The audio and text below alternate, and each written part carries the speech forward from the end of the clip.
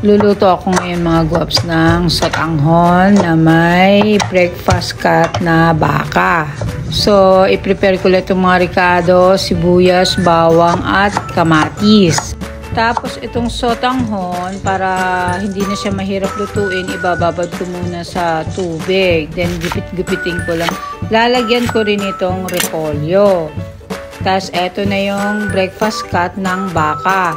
Ito lang lulutuin ko, tamang-tama lang sa amin. Gisahin ko na yung mga ricados, tapos durugin yung kamatis para mas masarap. Kasi yan, idagdag nyo na yung karne. Lalagyan ko rin ng paminta para mas lalong masarap. And kung ano yung seasonings na gusto nyong ilagay, ilagay ninyo. Tapos yan, hindi ko nalilimutan yung Italian seasoning. Tapos asin, ayun, hold on.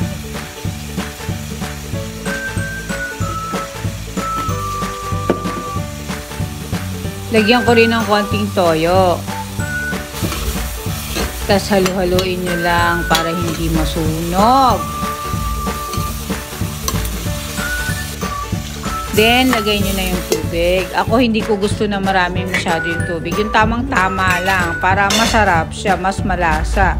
Ayan, at tikman nyo from time to time para malaman ninyo kung okay na ba yung lasa o hindi pa.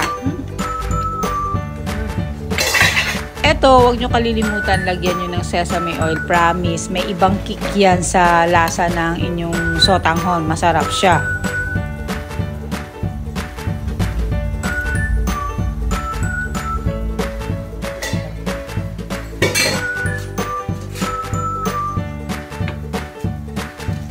Pag okay na yung lasa, ilagay nyo na yung repolyo, yung gulay na gusto ninyong ilagay. Kahit anong gulay, basta gusto ninyo, ilagay ninyo.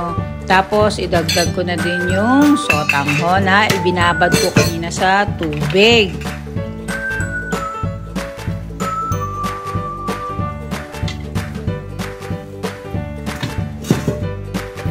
Itayin na lang natin na maluto. Ayan, saglit lang yan maluto.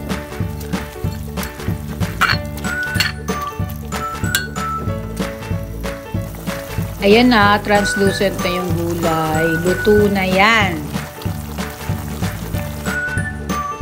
Ito, luto na. Kain na ka.